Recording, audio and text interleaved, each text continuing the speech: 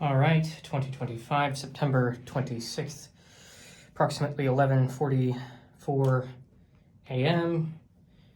Continuing on with 1.7 exercises from Dummett and Foote. So exercise 7 says this: prove that in example 2,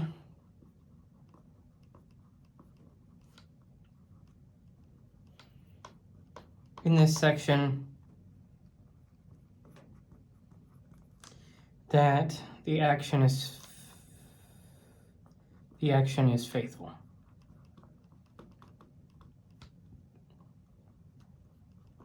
What is example 2? Right, so I looked into it, and my screenshot, which I have on my notes, is accurate. So example 2 goes like this. The axioms, it's actually quite long-winded here. This is going to take up a lot of board real estate. So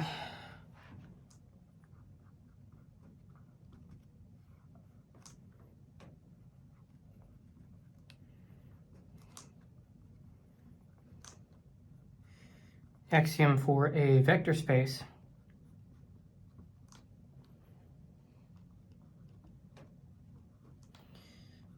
V over a field F include the two axioms. Oops.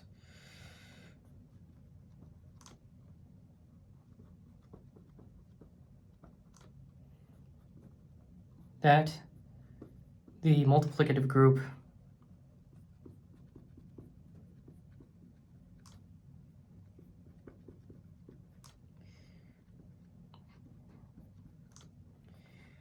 F to the X act on the set V.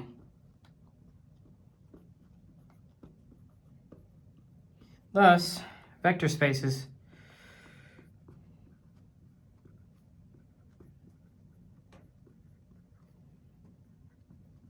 are familiar examples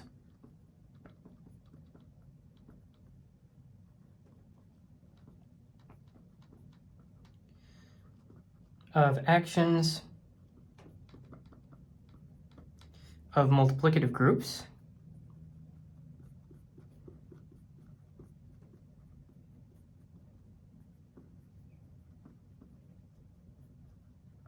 of fields where there is even more structure. Oh no. In particular,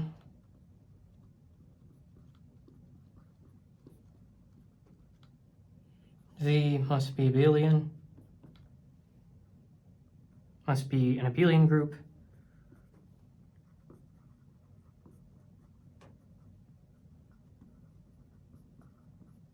which can be exploited.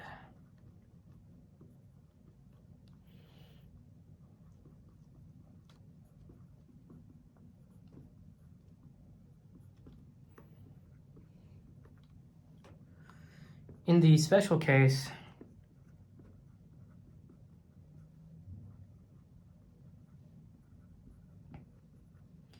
when V is equal to real numbers with degree n, and F being so V equal to R with degree with V equal to the reals with degree n, and F equal to the reals, the action is specified by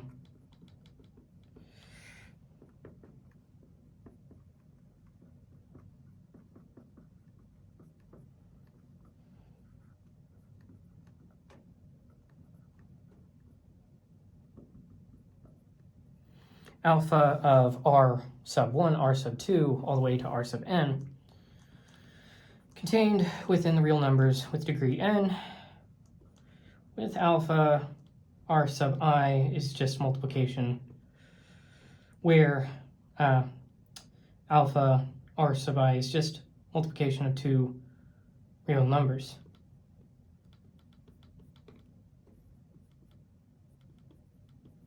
So how do we go about, that's a lot of words, right?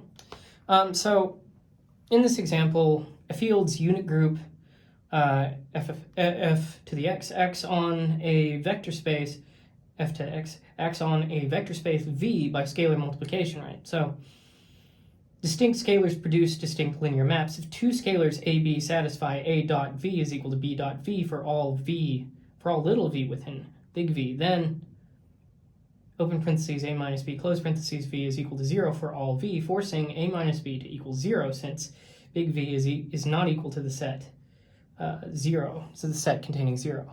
And fields, and only 0 by the way, and fields have no 0 divisors, right? So let's get into looking at this a bit more rigorously.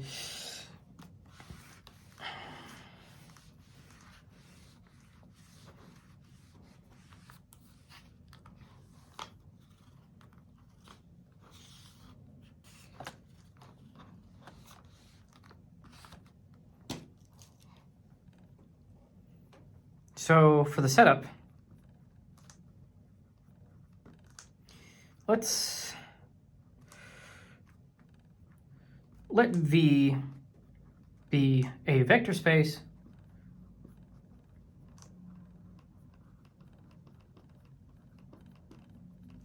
over a field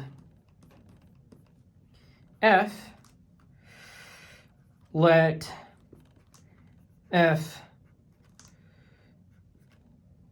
to x cross V map to V explicitly open parentheses a comma V close parentheses maps to a dot V, which is equal to a V. Be the action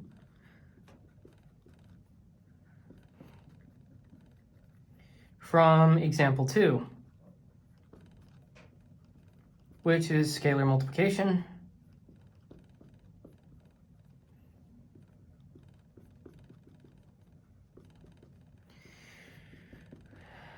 Okay, so we have our setup here. Now let's get on to looking at the claim and then getting into the proof of that therein.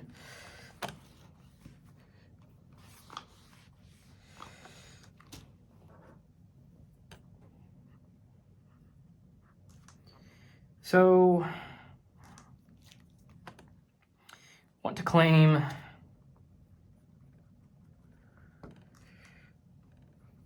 the action is faithful. In other words, let me get to that. If a comma b is within f to x, f to the x satisfy a dot v is equal to b dot v for all little v within big V, then a is equal to b. That's our claim. That's what we want to show. Now let's look into the proof of that. So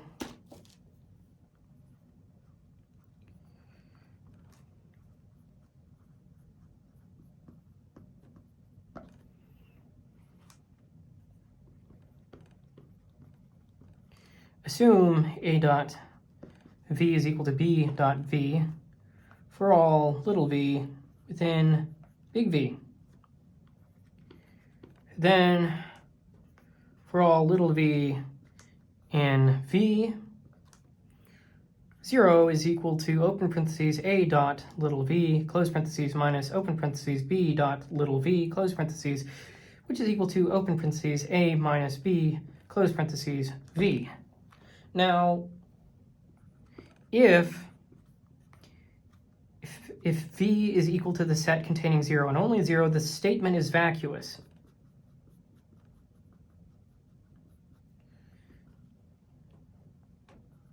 All right. Now, otherwise, choose any v naught contained within v, little v naught contained within v, with v naught not being equal to 0. Then open parentheses a minus b, close parentheses, v naught is equal to 0. That forces a minus b to equal 0. And this is because, well, over a field, the only scalar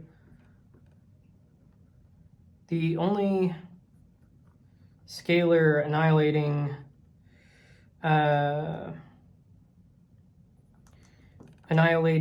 a non-zero vector is 0, right? So what can we conclude from that? Well, let me just erase this and then I can continue.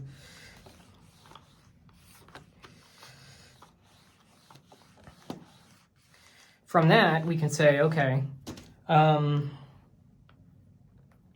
A must equal B, right? Therefore, distinct elements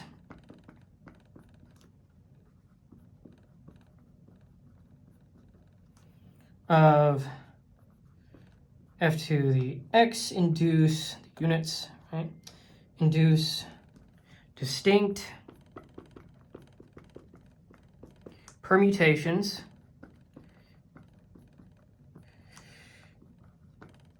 of v.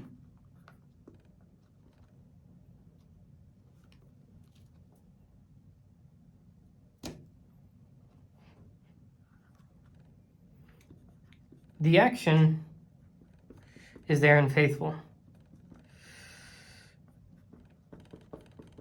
So to conclude,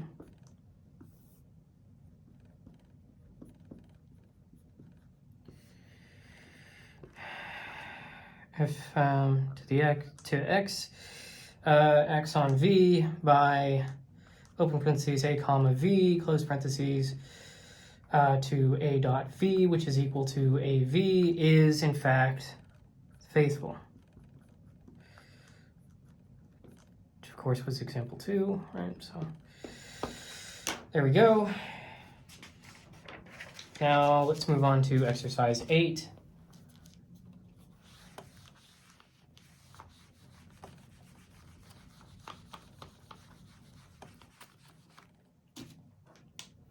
So for exercise 8, we say let A be a non-empty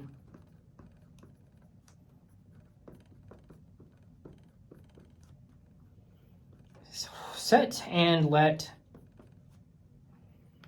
K be a positive integer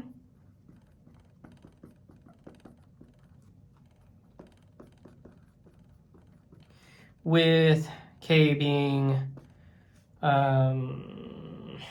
less than or equal to the order of n. Used to that being a subgroup sign. So the symmetric group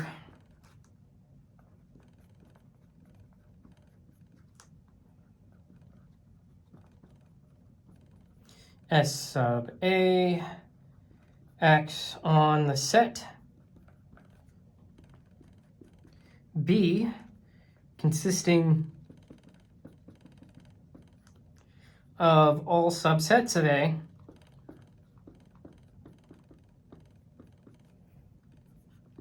of cardinality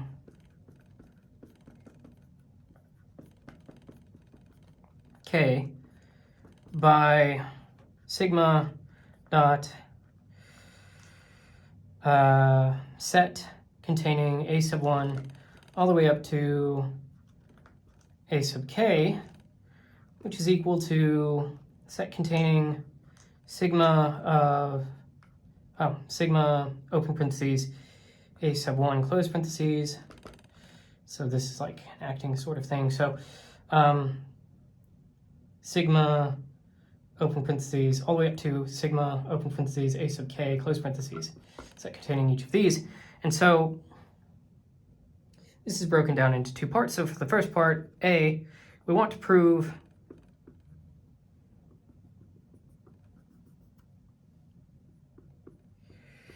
that this is a group action.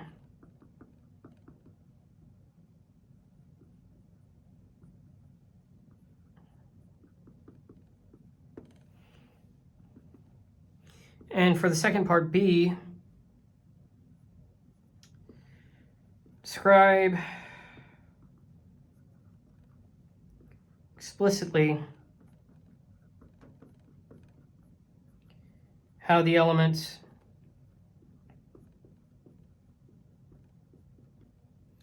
open parentheses 1, 2, close parentheses, and open parentheses 1, 2, 3, close parentheses, act on the 6 element, oh boy, the 6-2 element subsets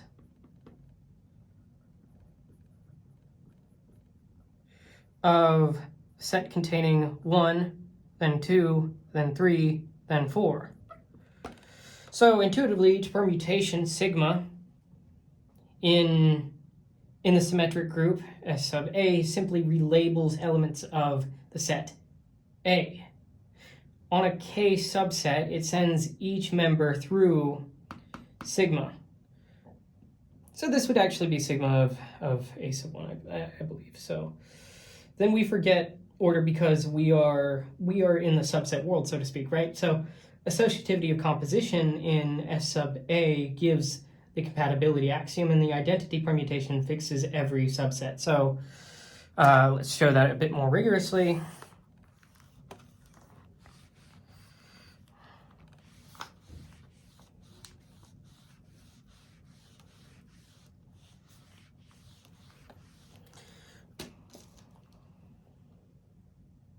So for part A,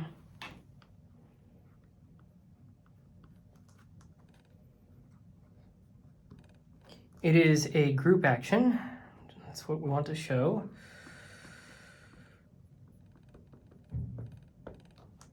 So for the, let's say we map this out, right? Action map. S sub A cross B mapping to B.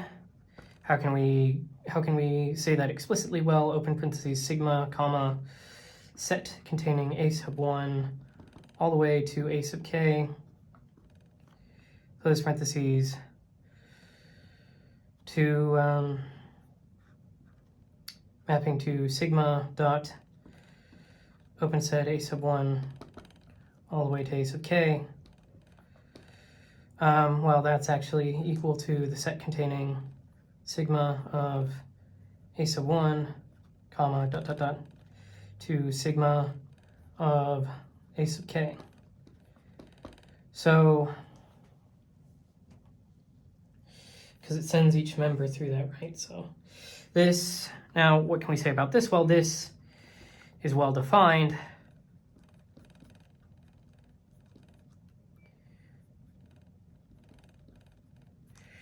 Because sigma is a bijection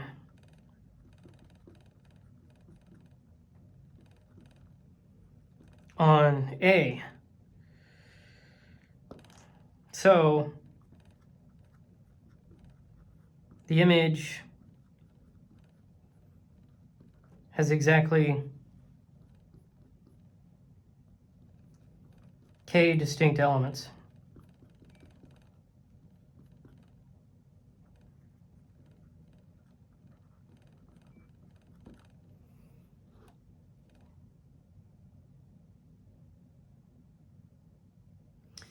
Right, so how does this affect each of those two properties that we mentioned earlier?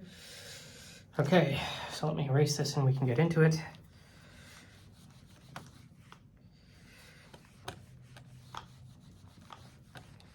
So for the compatibility, we'll just do what we always do in this sense, which is use associativity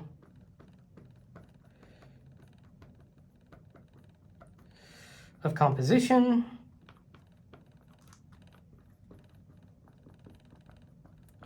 in S sub A. So let me just erase that. So for sigma sub 1, sigma sub 2 contained within S sub A, and the set A sub 1 all the way up to A sub K contained within B, we have sigma sub 1 dot open parentheses sigma sub 2 dot the set containing A sub 1 all the way up to A sub K, close parentheses, that is in fact equal to sigma sub 1 dot sigma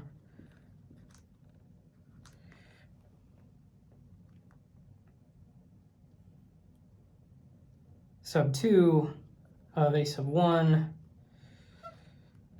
all the way up to sigma sub 2 of A sub K.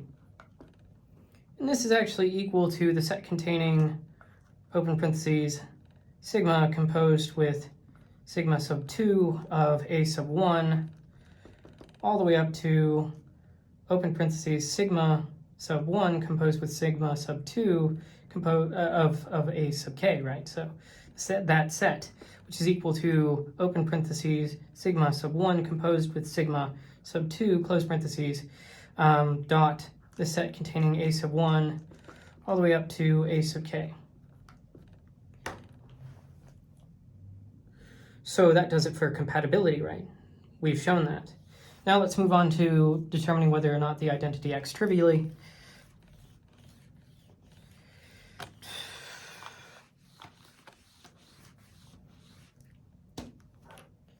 So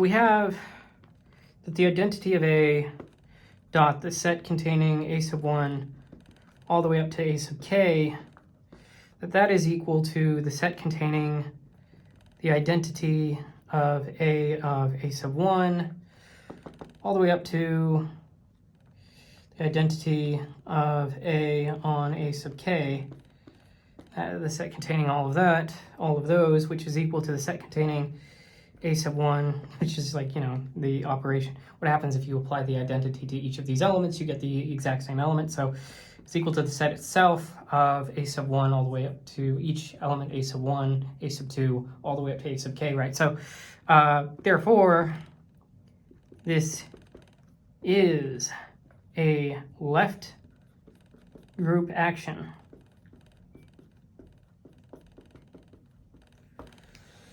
Okay. So let's move on to part B now.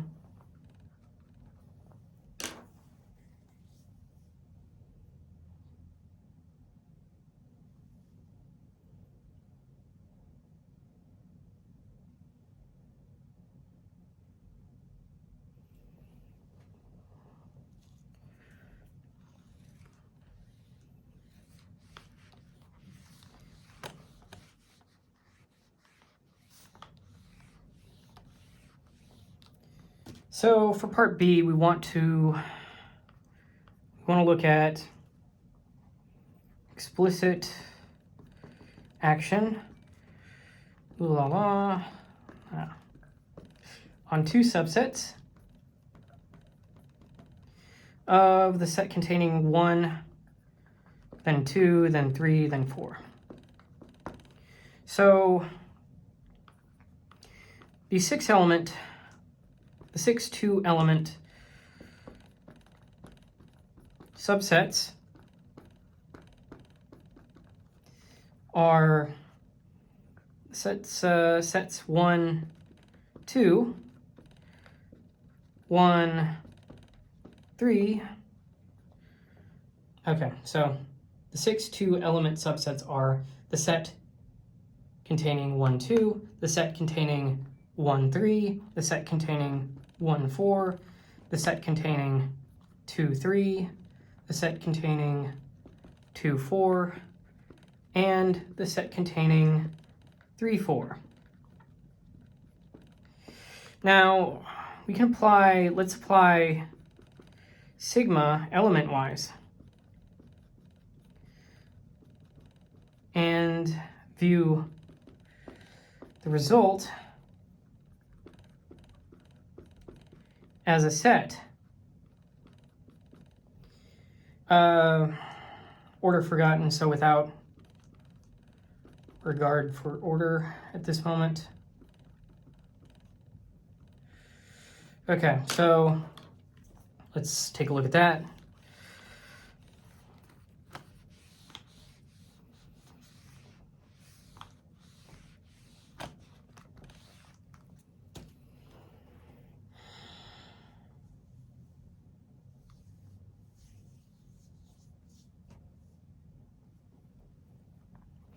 So for the transposition,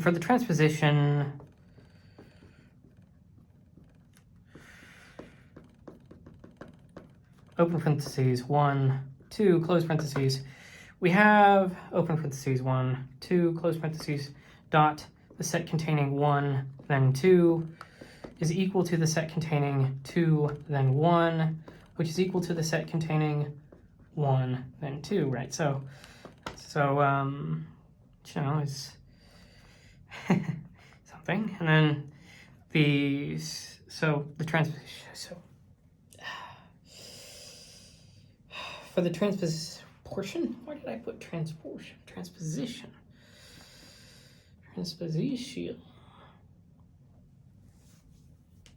So this next one, open parentheses, 1, 2, set containing 1, then 3.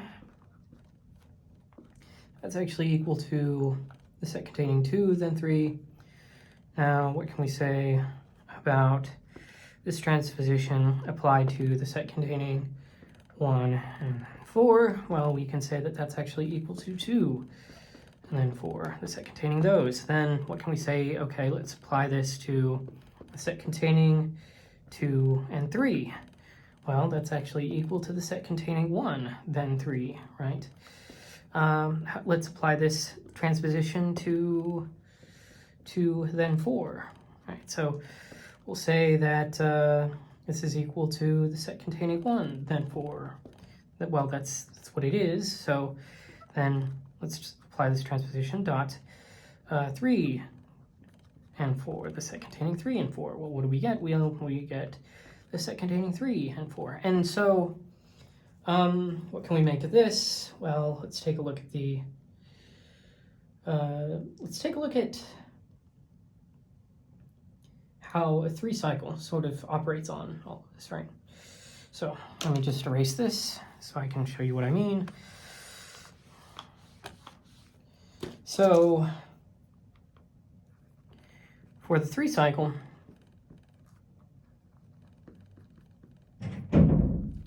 that being open parentheses 1, 2, then 3, close parentheses, sending, you know, 1 to 2, 2 to 3, 3 to 1, 4 to 4. We have, it's supposed to be a 4. We have, so let's say we apply this transposition to the set containing only 1 and 2, then we actually get the set containing only 2 and 3, right? Because it sends them such that they go that way. How do I say this more accurately? Because that's not accuracy. I mean, look at how it sends these up here. And then we apply that to the set 1, 2. Where does 1 go? 1 goes to 2, okay? Now where does 2 go? 2 goes to 3. So there it is, right? So let's just continue along our merry way and say, okay, let's apply this to 1, comma 3. Well, what do we get there? We get 2, comma 1. It's right back to where we were, which is 1, comma 2, okay? So, and then what else can we say? Oops, that's supposed to be, you know what? I'm just going to set this equal to something. Nah, that's fine. That's fine. That's good exercise. Okay, so 1, 2, 3. Apply that to 1, comma 4. What do we get? We get 2, 2, 4.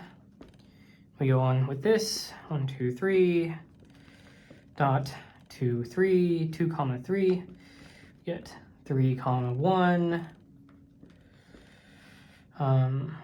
3, comma 1, which is equal to 1, comma 3, and then, so yeah, 1, 2, 3, dot 2, comma 4, is equal to 3, comma 4, right? And then we continue, and then we go 1, 2, 3, dot 3, comma 4.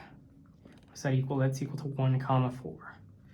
So what's the point of this? Well, you know, this list, it's the point of the question, right? This lists the action explicitly on all 6 2 subsets.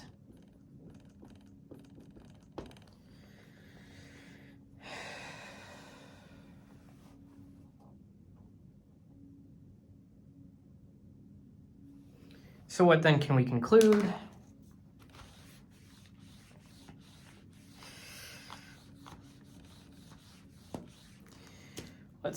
We can conclude the action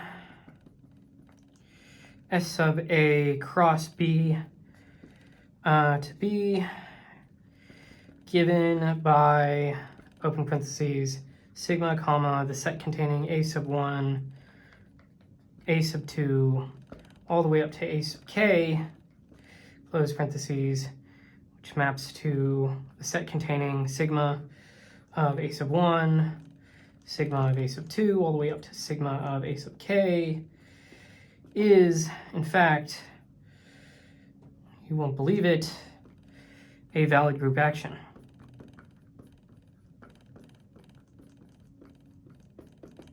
Okay?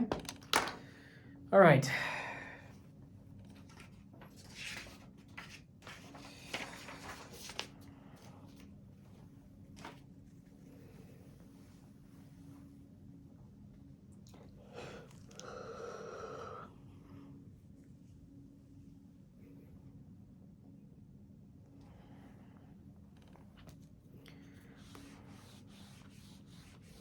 So let's now go on to 9, exercise 9, and that says to do both parts of the preceding exercise.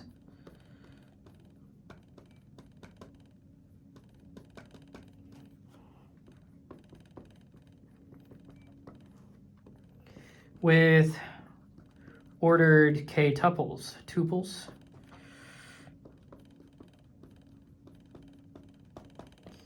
in place of k element subsets, where the action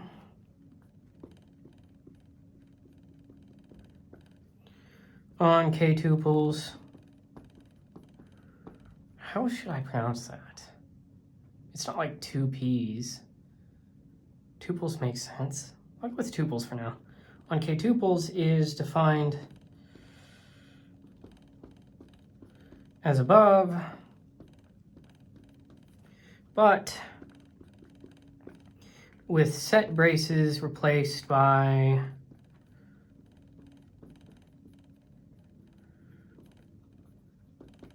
parentheses. Note that, for example,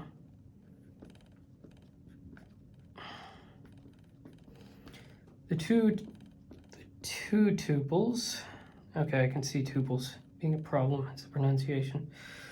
1, comma 2 and 2, comma 1 are different, even though the sets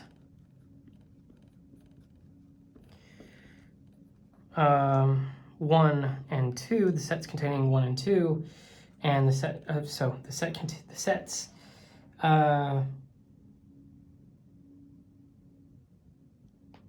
with one being composed of only 1 and 2 and the other composed of only 2 and 1 are the same.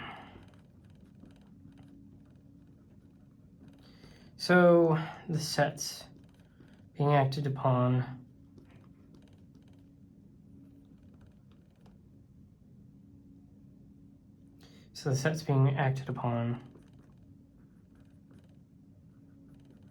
are different.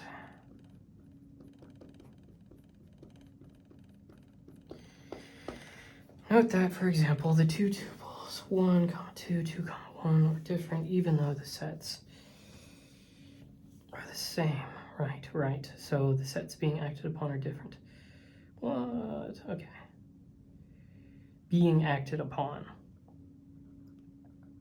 So intuitively replace subsets by ordered lists. A permutation sigma contained within the symmetric group sub A sends a tuple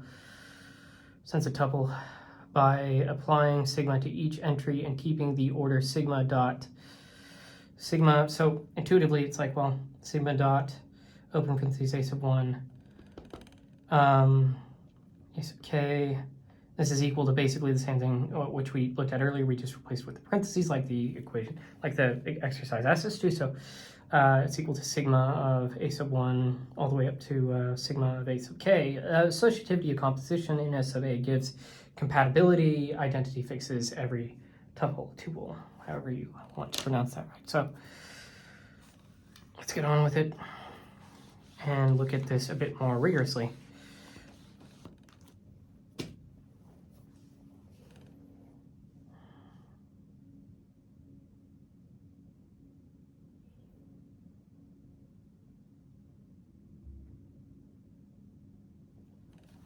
So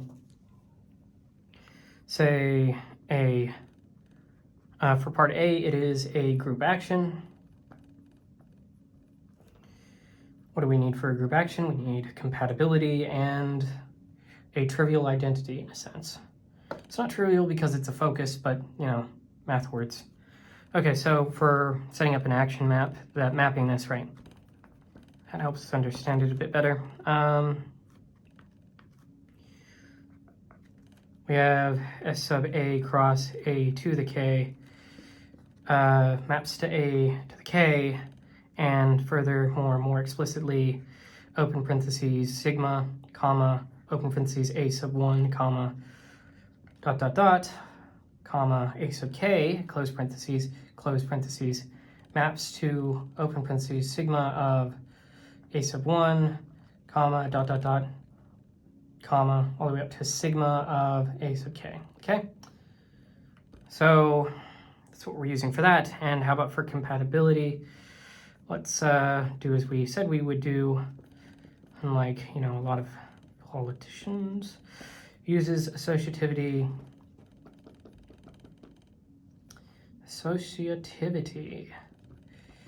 in S sub A, symmetric group.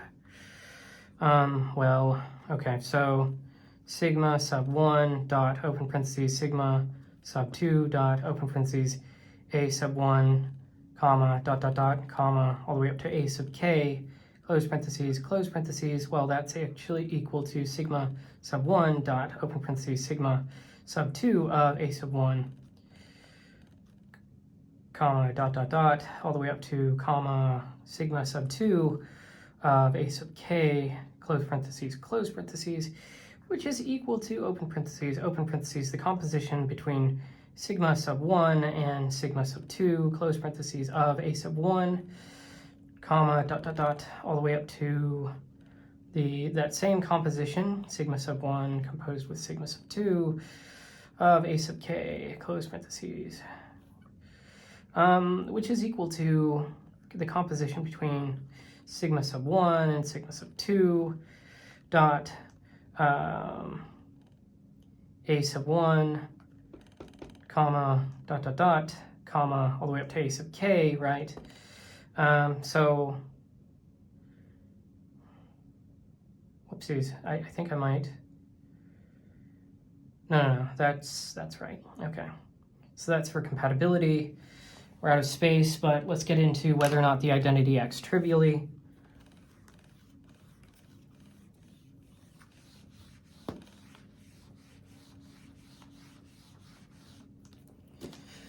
Okay, so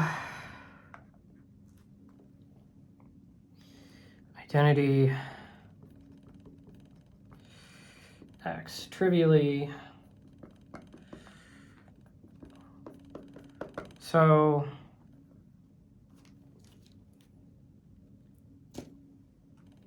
shouldn't that be two L's? Yeah, okay. So the identity of A, let's say dot, open parentheses, A sub 1, comma, dot, dot, dot, comma, all the way up to A sub k, close parentheses.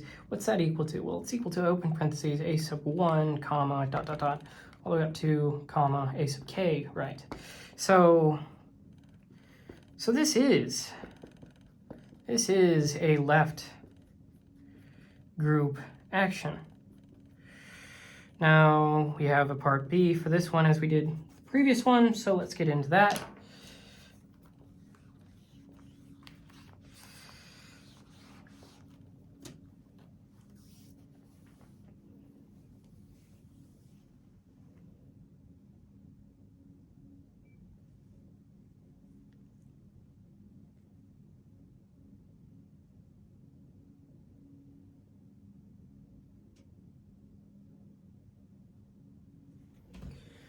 So, okay, go on to B.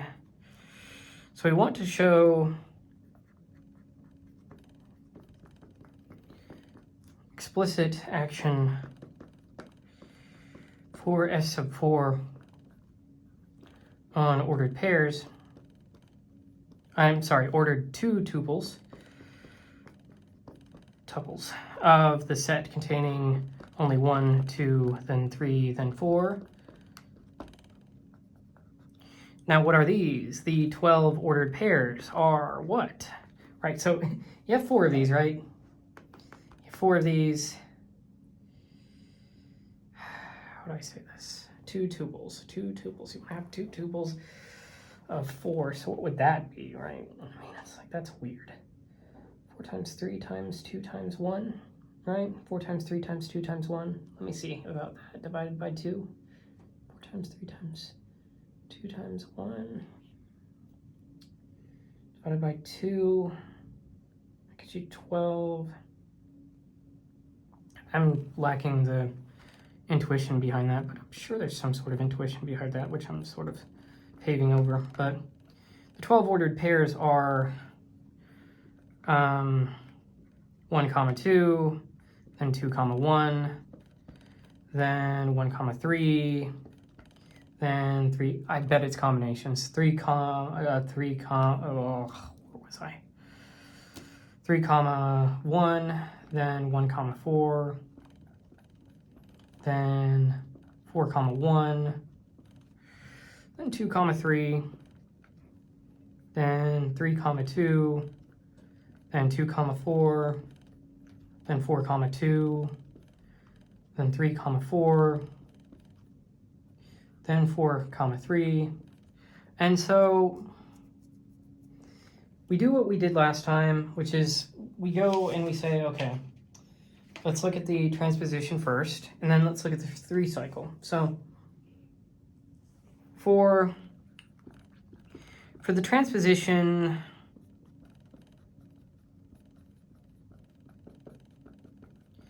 open parentheses 1, 2, what do we have there, right? So here's what we have there. So let's say we have 1, 2. Well, where does that go? That goes to 2, 1. Oh boy.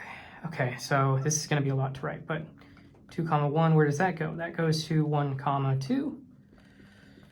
And it's like, okay, where does 1, 3 go? That goes to 2, 3, which is kind of interesting, right? But it makes sense. And then, okay, where does 3, 1 go? Well, that's a good question. That actually goes to 3, 2. Okay, so how about 1, 4? It's like, okay, you conniving devil, that actually goes to 2, 4. And we go on and on and on like this, okay. It's an interesting conversation. So that goes to 4 comma 2, 2 comma 3. Where does that go? That goes to 1 comma 3. Right, where does 3 comma 2 go? That goes to 3 comma 1. Right, and so where does that go? Where does 2 comma 4 go? I mean to say, well, that goes to 1 comma 4, sorry. And then where does 4 comma 2 go though? Well, I'm glad you asked. That actually goes to 4 comma 1. Okay. You've got an answer for every question, but I bet you don't know where 3 comma 4 goes. Well, my dear boy, that goes to 3 comma 4. Okay. So, 4 comma 3, where does that go? Well, that goes right back to 4 comma 3, right? So that's for the transposition 1, 2, right? Now, how about the 3 cycle? How about the 3 cycle 1, open parentheses 1, 2, 3, close parentheses? Let's take a look at that.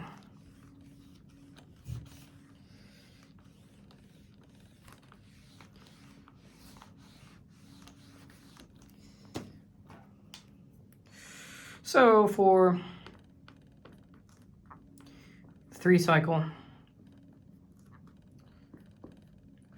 open parentheses 1, 2, 3, close parentheses. What do we have there? Well, where does 1, 2 go? 1, 2 goes to, and it's for the same reason that we did the other one, the previous one, right? So it goes along the same line. So so 1 comma 2, where does that go? 2 comma 3, right? And then, okay, how about 2 comma 1? Where does that go? That goes to 3 comma 2.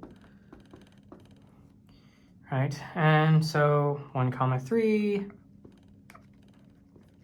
that goes to 2 comma 1.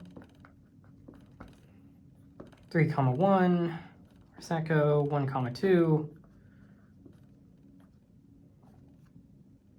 1 comma 4, where does that go? 2 comma 4.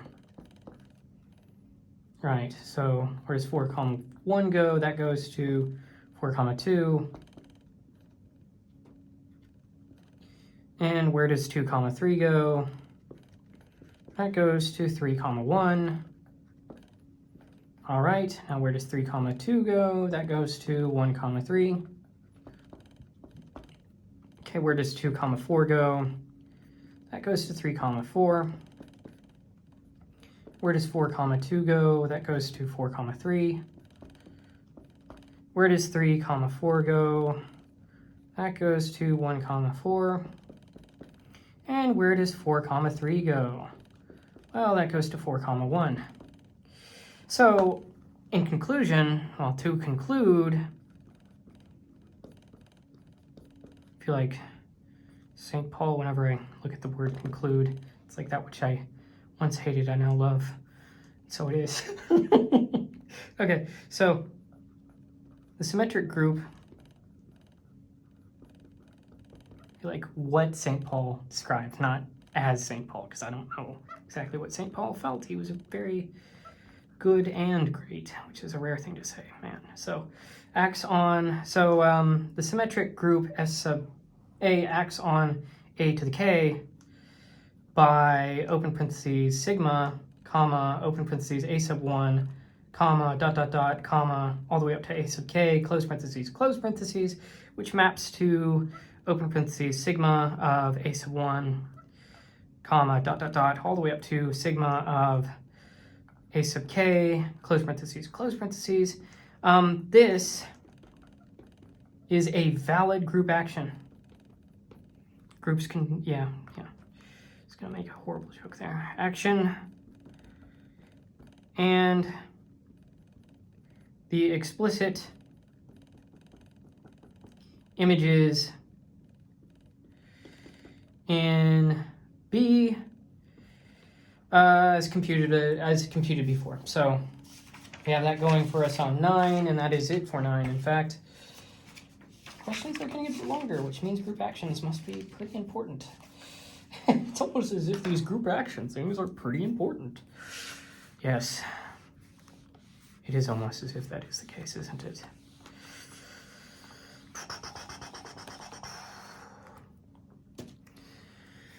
Right, so I'm going to pause here for now. Wait until it gets to about there we go. The 50-minute mark. I'm going to pause here for now, and we'll pick up with the rest of the exercises in the next one. Well, most of the rest of the exercises. I'm guessing this might be a 4-parter. We'll see. Alrighty then.